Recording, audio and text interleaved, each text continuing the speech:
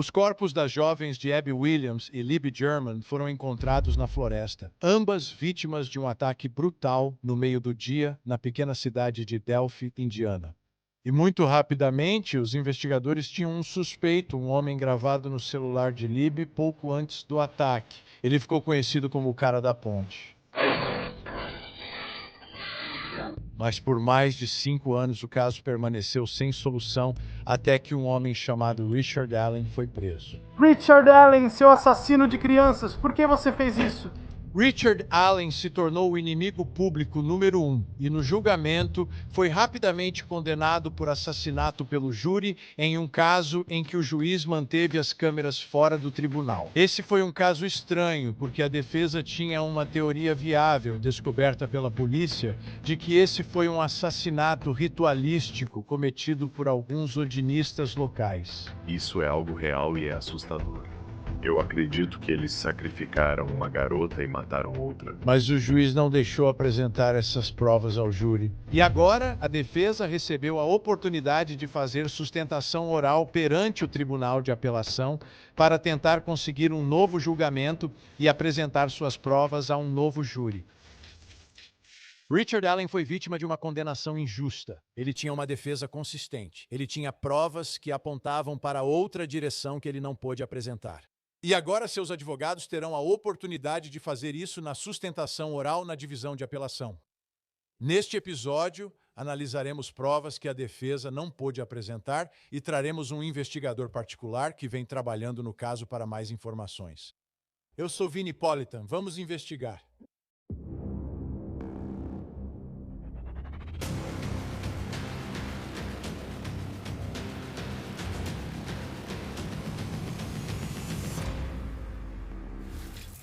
Este caso é absolutamente de partir o coração. E enquanto eu analiso algumas dessas evidências neste episódio, não se trata de saber se Richard Allen fez isso ou não. É uma questão muito maior sobre se Richard Allen foi ou não incriminado injustamente e não teve a oportunidade de se defender.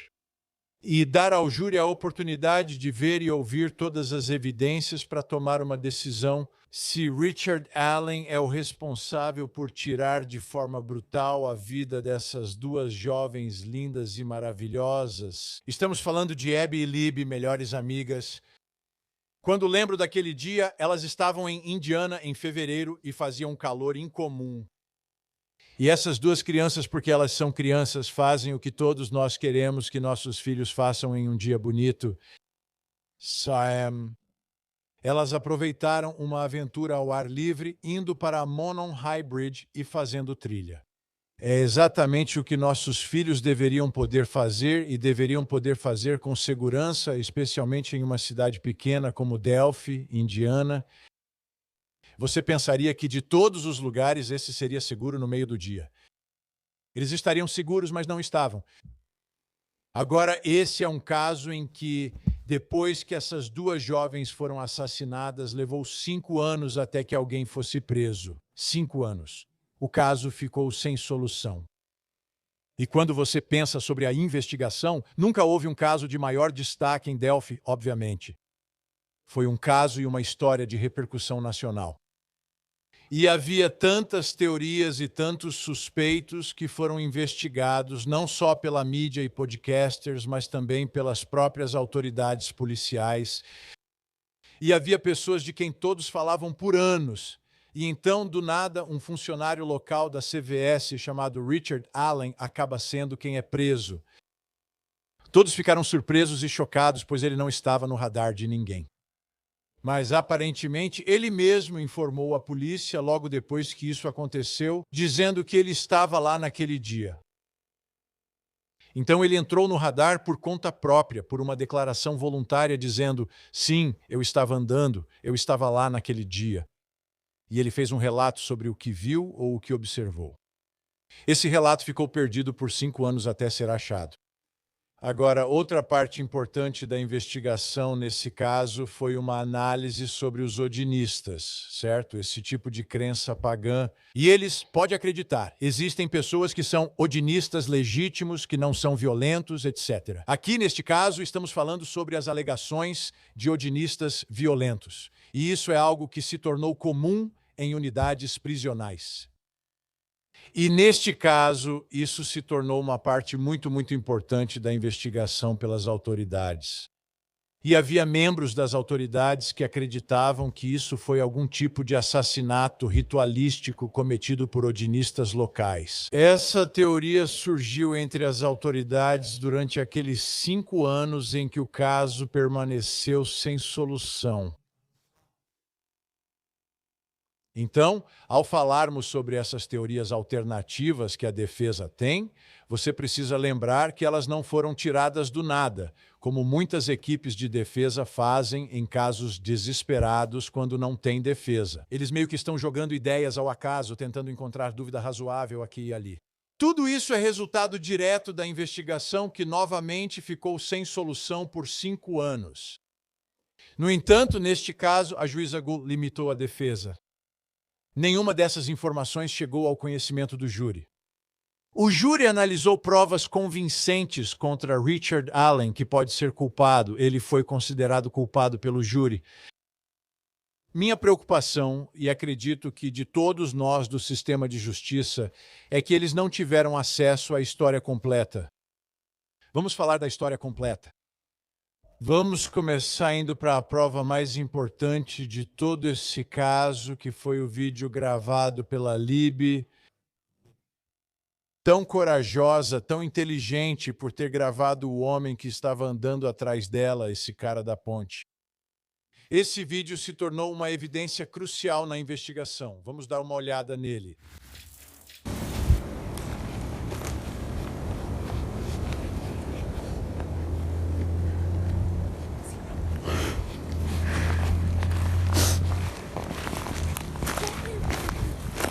Veja, este é o caminho. Aquela é a outra? Ok. Não tem caminho indo pra lá, então tivemos que colocar aqui.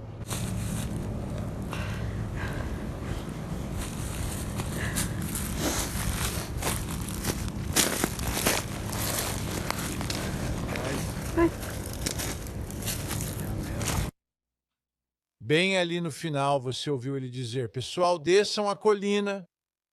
E aquela figura lá no fundo, esse era o cara da ponte que parecia estar seguindo as garotas enquanto elas atravessavam a ponte, um suspeito óbvio.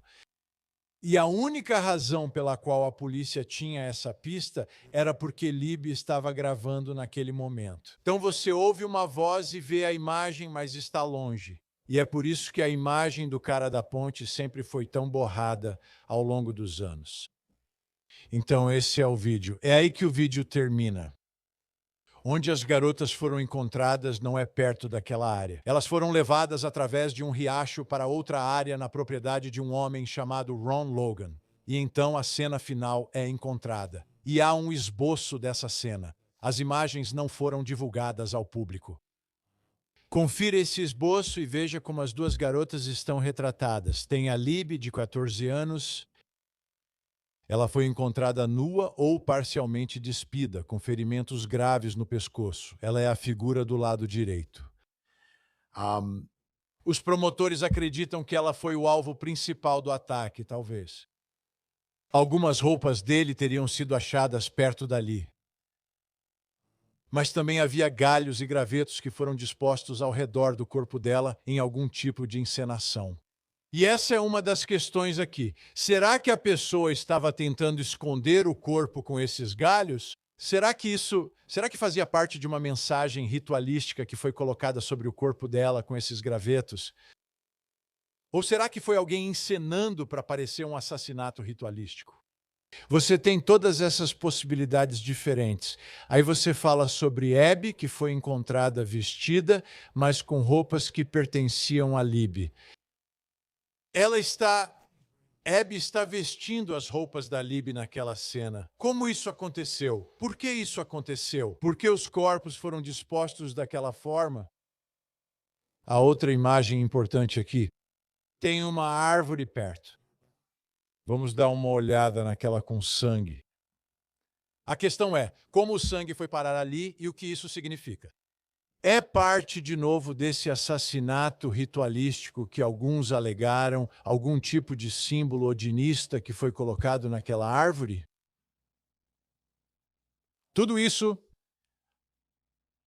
passou a servir de base para alguns investigadores acreditarem que isso poderia ter sido um assassinato ritualístico e para a defesa acreditar de fato que foi. Quero chamar Erica Morse. Ela é uma investigadora particular que investiga esse caso desde 2023 e ela também é apresentadora do podcast Delphi Dirt, que você definitivamente precisa conferir, baixar e ouvir.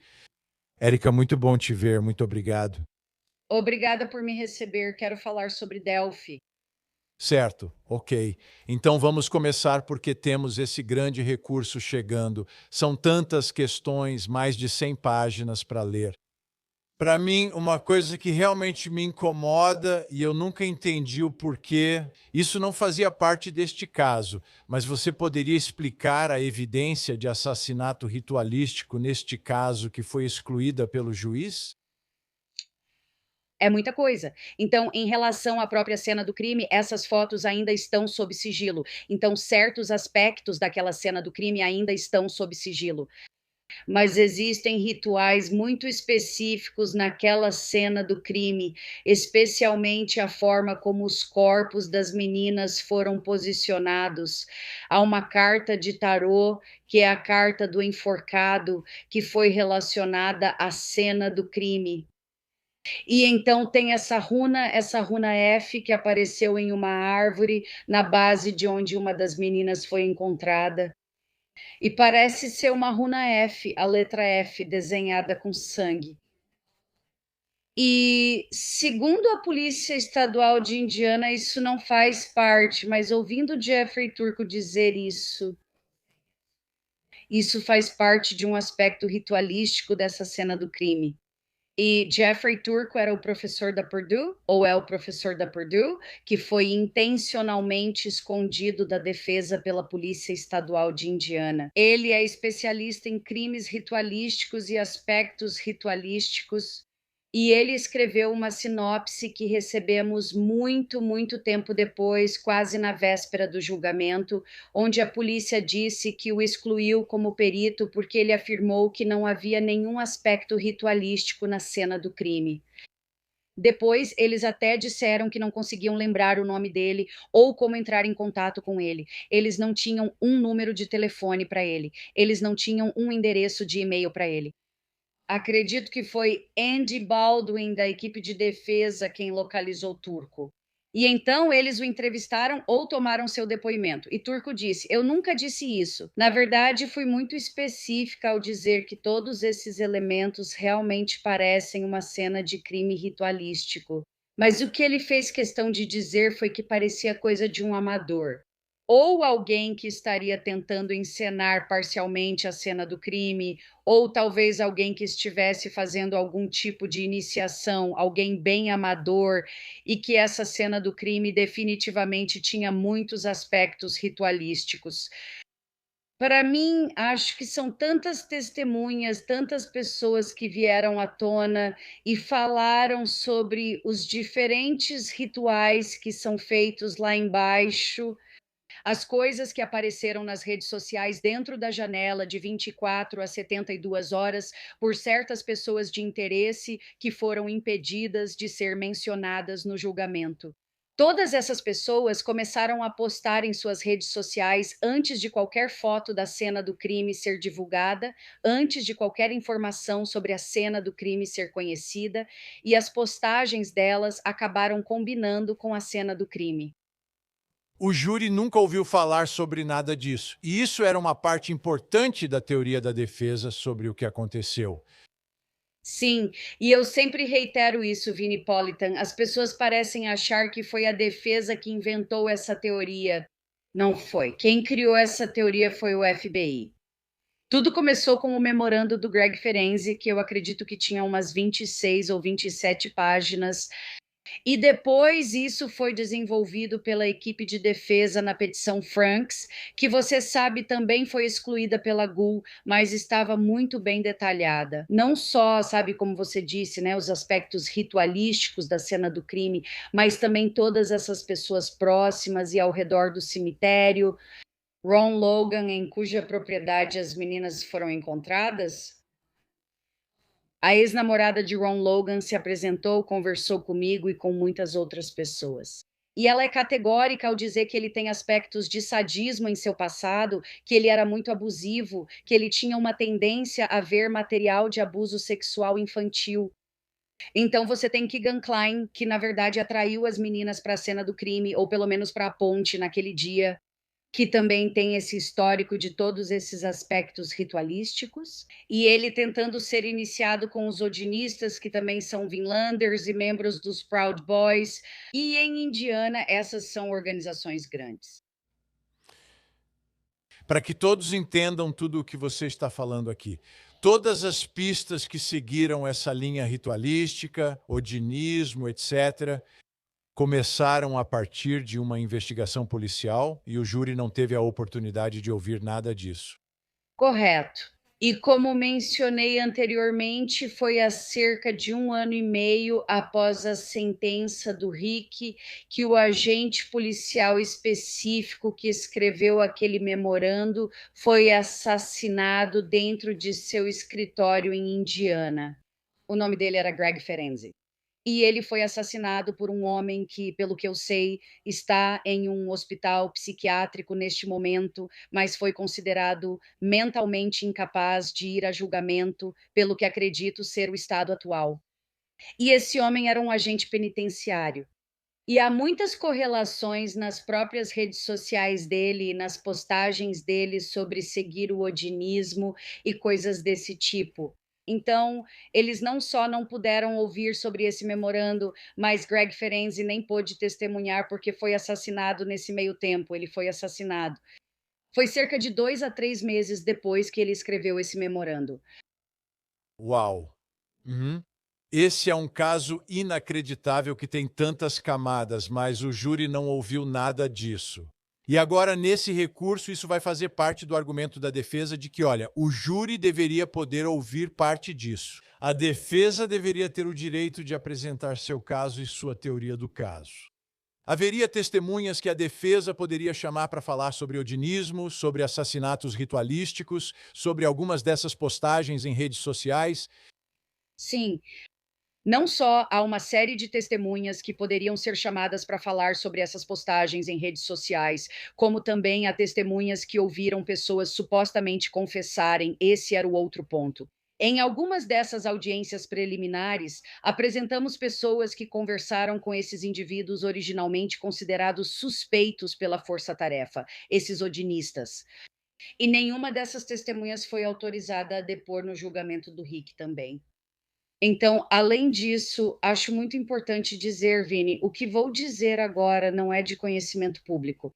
Há um detento que se manifestou, o nome dele é Rhys Davis. E Rezi ficou um tempo em uma unidade prisional junto com Keegan Kline e Ron Logan.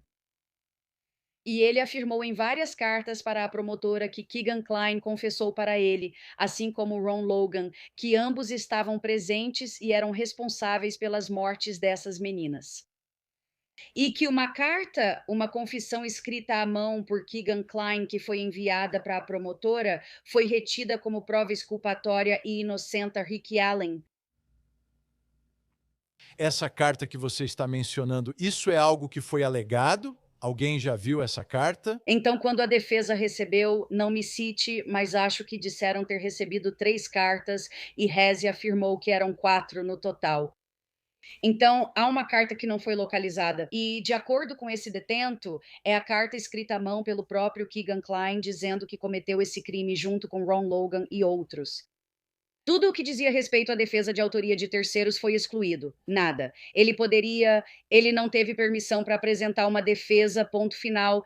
Eu sentei a 3 metros dele. Não houve, ele nem sequer teve permissão para apresentar uma defesa.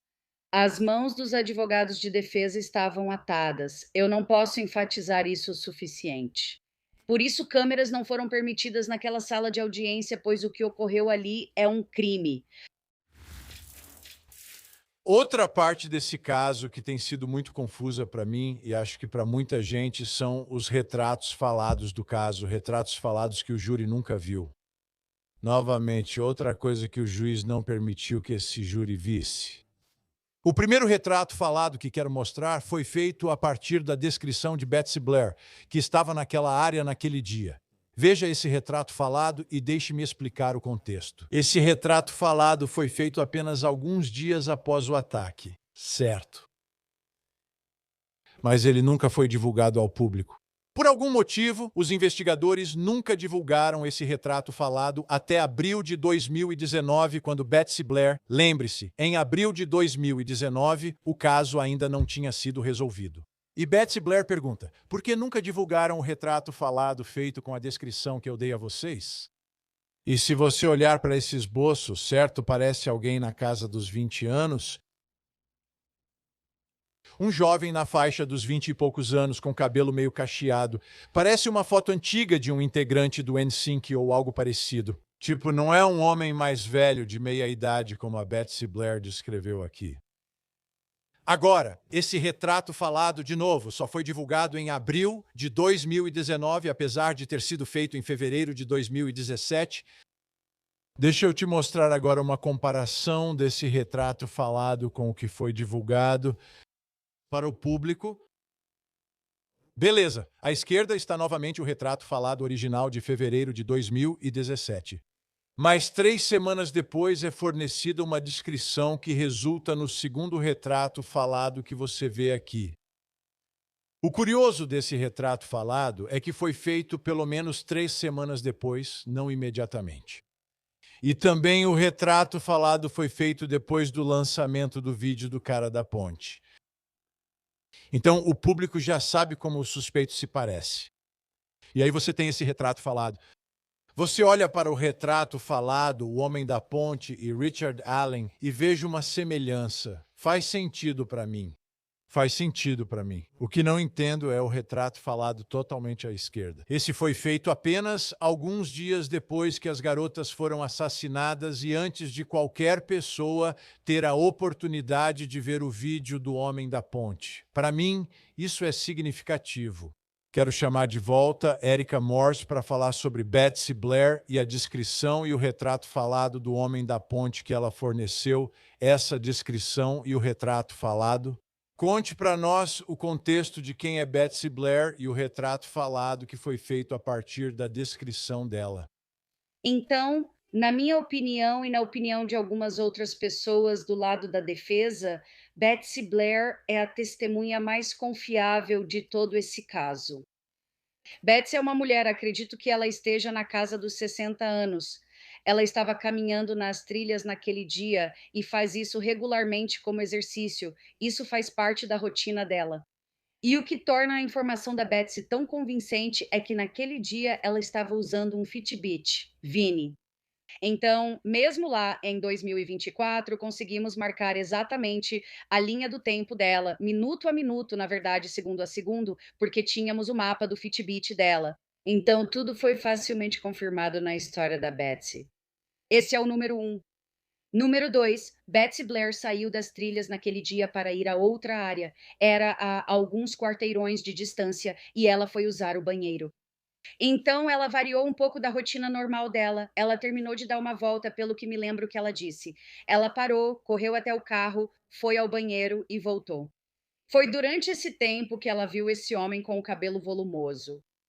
E ela descreveu um homem de cerca de 20 anos, cabelo volumoso, jovem, um pouco rechonchudo no rosto. E esse é um dos retratos falados que foi divulgado ao público, mas não foi. Foram feitos um total de 6 retratos falados, Vini, e nenhum deles pôde ser mostrado no julgamento. Isso é um grande problema para mim. Nenhum deles, nem mesmo o retrato falado do cara da ponte, pôde ser apresentado no julgamento. Então, Betsy Blair não só descreveu esse retrato falado e deu nota 10 de 10, Mas Betsy também afirmou que tentaram fazer com que ela aprovasse um retrato falado diferente. Não, essa não é realmente a pessoa que ela viu. O que ela viu foi mais o cara que se parece com o cara da ponte. Betsy Blair ficou tão frustrada, e isso pode ser confirmado na transcrição do julgamento, que enquanto ela estava no banco das testemunhas, ela continuou insistindo. Informações sobre aquele retrato falado, e Gal precisou mandá-la calar a boca para que parasse de falar. Ela disse: Você não pode. Como juiz, o juiz C está interrompendo a testemunha. Correto, vamos só esclarecer aqui. O retrato falado que ela descreveu não se parece com Richard Allen. Na minha opinião, lembra mais Justin Timberlake do que Richard Allen. correto.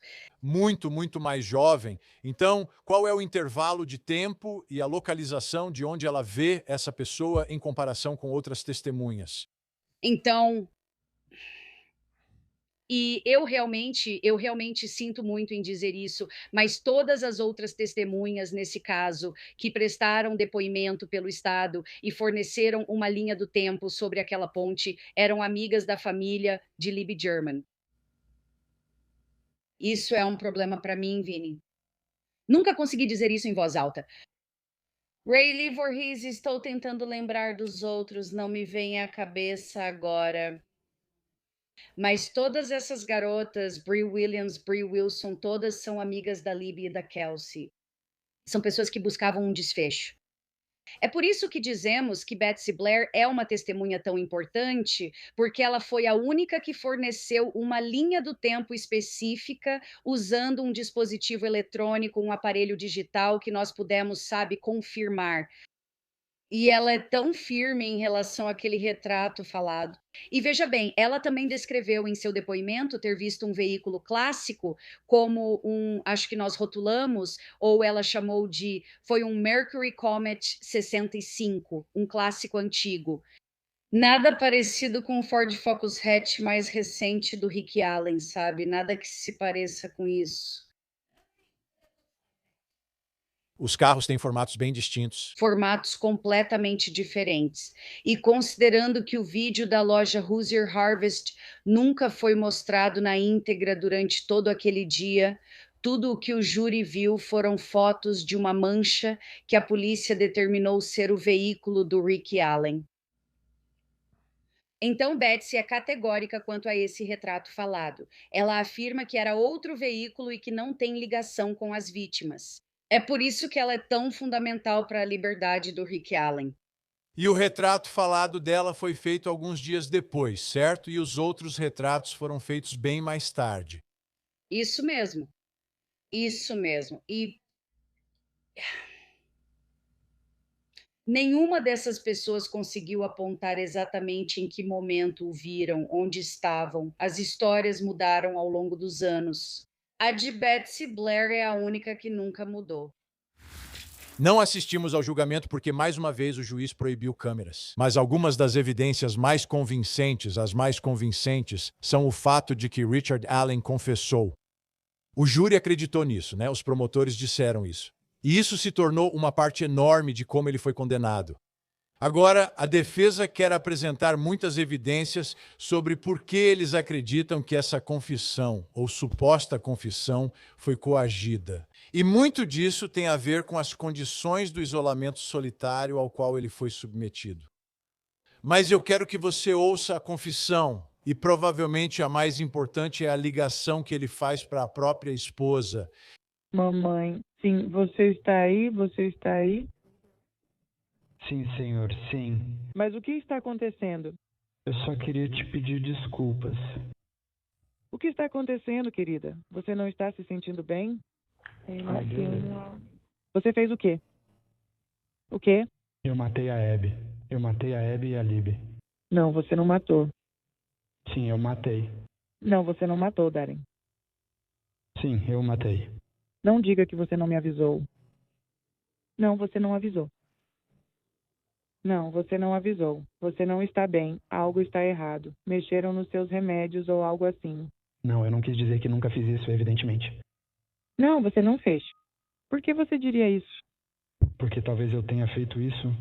Não, você não fez isso, querida. Eu acho que fiz. Não, você não fez. Ok. Se você tivesse uma transcrição, isso seria uma confissão. A esposa dele tenta convencê-lo de que não fez isso. Acho que eles sabem que estão sendo gravados na hora, né? Todas as ligações da cadeia são gravadas.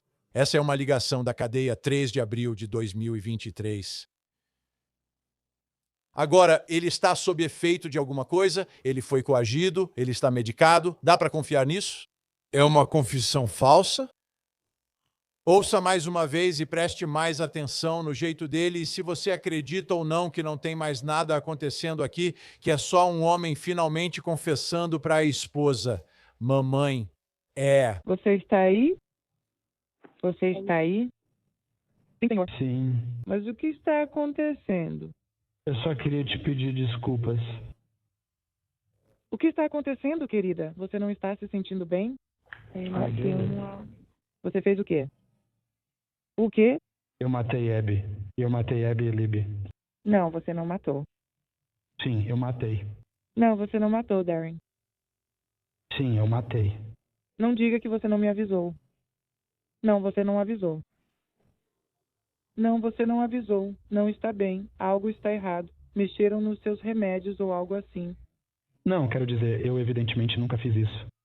Não, você não fez. Por que você diria isso? Talvez eu tenha feito isso.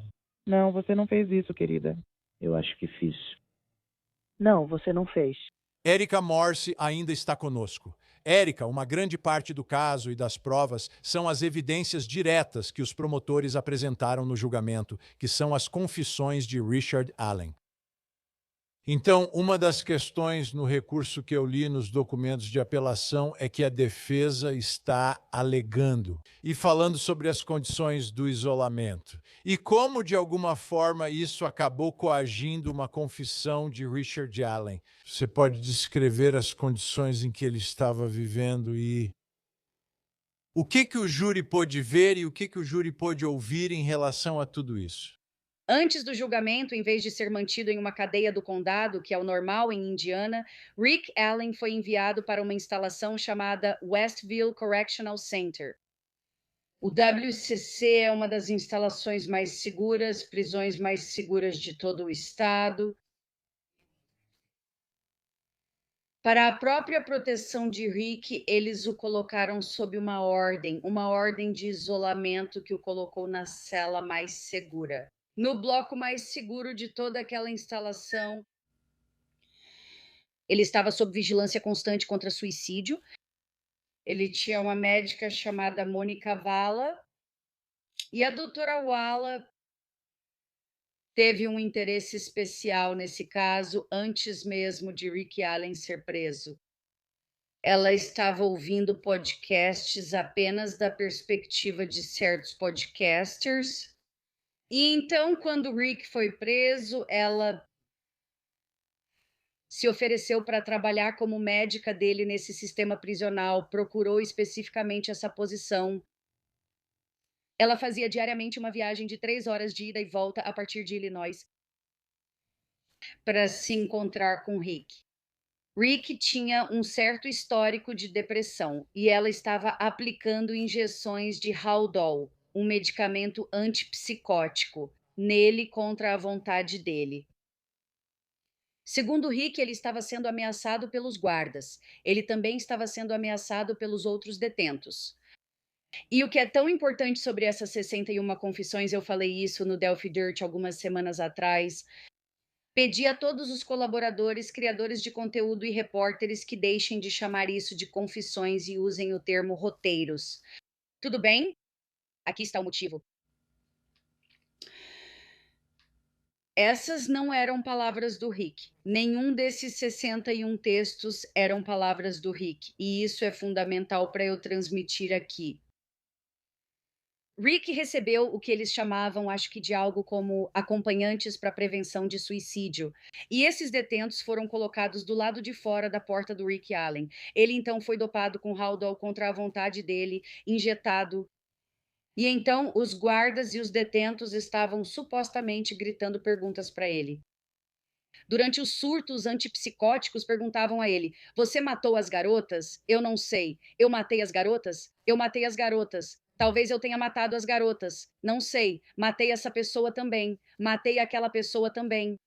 Rick também estava confessando ter matado pessoas que ainda estavam muito vivas. Então, esses detentos anotaram, eles tinham uma prancheta e folhas de papel. Eles anotavam tudo o que Rick dizia durante esses surtos psicóticos. Acho que acho que fui eu que fiz isso. Agora, cada uma dessas pequenas declarações era chamada de confissão. Esse é o primeiro problema.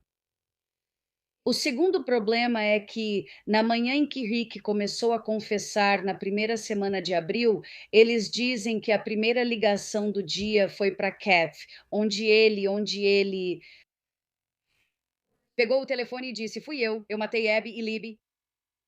Essa é a esposa dele. Ele está ligando para a esposa dele. Desculpa. Desculpa, a esposa dele, Kathy. Eles não mostraram a ligação feita horas antes para o pai dele. Agora, essa ainda não foi admitida. E isso veio da fase de produção de provas. Então, eu não posso necessariamente discutir o conteúdo disso. Mas eu vou te contar isso. Rick Allen ligou para o pai dele, Kent, em pânico, algumas horas antes de todas aquelas confissões começarem de repente. E disse ao pai que algo estava muito errado, que ele estava sendo ameaçado pelos guardas. Ele estava muito preocupado com a segurança da Cat naquele momento. Ele queria saber se alguém tinha pego a Cat.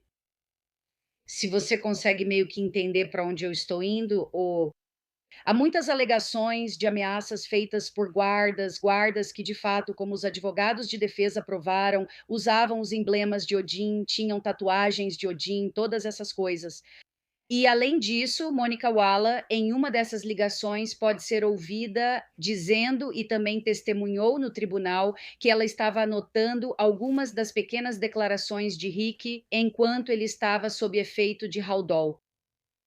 E que ela pegou o telefone, discou o número da esposa dele, o número da casa dele, e então entregou o telefone para Rick e disse: vai em frente e leia para ela o que você me contou. A outra manchete é 61 confissões, como você disse, mas às vezes você precisa cavar um pouco mais fundo para ter um pouco mais de contexto. E quando algumas provas são permitidas e outras não, o júri não recebe o contexto completo. E eu acho que é isso que a defesa está procurando. Aqui está uma oportunidade de apresentar o lado deles, todas as provas. Assim, o júri tem mais informações, não menos, e pode decidir. Eu acredito nessas confissões, eu acredito nessas provas. Eu acredito que existe outra explicação razoável para o que aconteceu com aquelas duas meninas. Talvez o maior momento para a defesa durante o julgamento tenha sido a crença de que eles haviam destruído completamente a linha do tempo da acusação sobre o que aconteceu, tornando impossível para Richard Allen ter cometido esse crime. E tudo estava focado no celular da Libby e no celular da Libby encontrado na cena. Deixe-me mostrar uma foto para você ver. O que eles estão dizendo é que o celular, alguém estava manipulando o celular às 5h45 e depois mais tarde naquela noite. E os promotores não tinham Richard Allen na cena naquele momento. Então, todas essas informações que foram apresentadas pela defesa através do depoimento do perito deles, dizendo que alguém tinha conectado fones de ouvido naquele celular às 5h45, destruíram completamente a linha do tempo da acusação. E agora a defesa está irritada porque os promotores trouxeram um perito que então forneceu algumas informações ao júri, que ele pesquisou no Google, certo, pouco antes de testemunhar sobre isso para enfraquecer a teoria da defesa e o perito da defesa. Érica, vamos falar sobre a linha do tempo aqui. E uma grande parte, enquanto eu cobria esse caso, não dentro do tribunal, mas através de repórteres que estavam lá dentro, uma das grandes teorias e temas aqui era que a linha do tempo da acusação tinha sido desmontada, que a defesa tinha enfraquecido ela. Através de algumas das investigações deles, nesse caso, especificamente a atividade no telefone da Liberty às 17h45, você pode colocar em perspectiva a importância dessa atividade, como ela se relaciona com a linha do tempo, e então vamos entrar no que aconteceu no julgamento. Tudo bem. Então, às 17h45, Stacey Eldridge, que é a especialista em cibersegurança, ela é a especialista em telefones e também treina especialistas em telefones para o FBI. Ela foi perita forense em telefones para eles como agente e agora ela realmente treina as forças de segurança sobre esses dispositivos e como ler esses relatórios. Então isso é muito importante para mim, sabe, estar aqui porque Stacey não é uma especialista comum. Ela encontrou uma atividade no celular da Libby, no iPhone dela, que um fone de ouvido, que algo foi conectado na entrada de fone de ouvido às 5h45, o que teria silenciado o telefone. E o que era específico sobre esse horário é que ligações de familiares e amigos desesperados estavam chegando repetidamente nesse momento. Então, se esse telefone estava em algum lugar na área daquela geocerca, sabe, talvez seja o celeiro de alguém, ou em um galpão, uma cabana, ou na garagem de alguém, então esse telefone poderia ter sido ouvido tocando. Então, às 5h45, Stacey descobriu que alguém tinha conectado algo naquela entrada, naquele conector de fone de ouvido, algo tinha sido plugado ali. E então, por algum motivo inexplicável, e olha, eu vi isso com meus próprios olhos. Logo após o depoimento da Stacey, o juiz Gall chamou um rápido intervalo. O cara da tecnologia da Polícia Estadual de Indiana, Cécio, o detetive Cécio, saiu correndo com seu laptop ou melhor, desculpa, saiu correndo com seu celular e ficou fazendo buscas no Google durante um intervalo de 15 minutos. E então ele pôde voltar. Eu sei disso. Era o laptop dele porque ele esbarrou na gente subindo as escadas e quase deixou o laptop cair. Ele estava com tanta pressa. Ele volta correndo, vai até a promotora McLean, Latrell e Dinner e mostra algo para eles. Todos ficam animados, todos fazem isso. Sabe, ela retoma a sessão. Eles fazem uma rápida reunião. E, de repente, o detetive Cecil é autorizado a voltar ao banco das testemunhas e testemunhar que ele acabou de fazer uma pesquisa no Google durante o intervalo.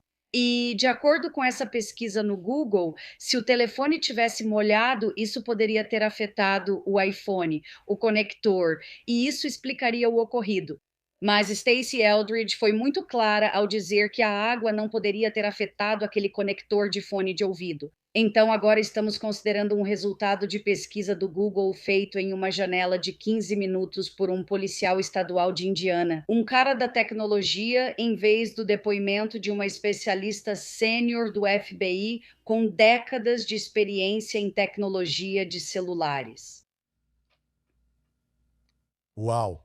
E a outra parte disso é que geralmente você não deveria poder testemunhar sobre coisas que você acabou de pesquisar no Google. Isso é chamado de ouvir dizer. E sim, especialistas têm um pouco mais de liberdade, mas geralmente isso se baseia na leitura de algum tratado ou estudo que foi cientificamente testado. Mas pesquisar no Google e testemunhar sobre o que você pesquisou é algo muito incomum. Não é algo que a maioria dos juízes permitiria. E não é algo que a maioria dos promotores apresentaria em um caso. Para mim, essa é a parte mais estranha de tudo. Mas, colocando em perspectiva, quão relevante é o horário das 5h45, o que isso representa para Richard Allen? Richard Allen tinha um álibi. Sua esposa estava em casa com ele, ou seja, não estava com as garotas naquele momento. Não poderia ter sido. Não poderia. E como esse horário das 5h45 se encaixa na linha do tempo original que os promotores tinham? O Estado afirma que as meninas, o vídeo do Homem da Ponte, foi gravado às 2h13 e eles afirmam que Rick estuprou, sequestrou as meninas às 2h13 e que tudo já estava resolvido até às 3h30. E já tinha saído de lá. Completamente fora de lá. É importante, quero lembrar, que o objetivo deste episódio e de analisar essas evidências não era dizer que, olha, Richard Allen é 100% inocente. É que Richard Allen foi prejudicado e o júri não teve acesso a todas as evidências do caso. Evidências descobertas pela polícia, pelos investigadores, uma teoria alternativa no caso. No fim, mesmo conhecendo as duas teorias, ainda podem condenar Richard Allen. Mas o nosso sistema de justiça exige que os julgamentos sejam justos, mesmo para pessoas que podem ser culpadas de assassinato.